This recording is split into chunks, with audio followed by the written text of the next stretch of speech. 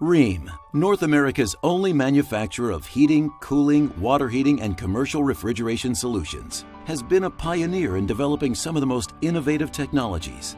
Founded in 1925 by brothers Richard and Donald Rheem, Rheem initially created steel drums and other metal products. In its early decades, Rheem grew by adding several new business lines, like shipping containers, bathroom fixtures, war equipment, musical instruments, and more.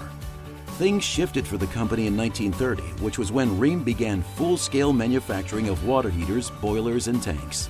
In the 1950s, Rheem sensed a growing demand for central heating and cooling systems, so the company began developing its first HVAC offerings.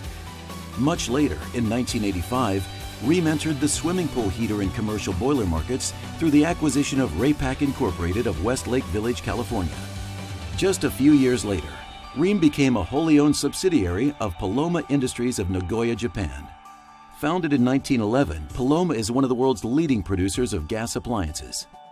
In 2013, Rheem added commercial refrigeration equipment to its product portfolio by acquiring Heat Transfer Products Group of Scottsboro, Alabama.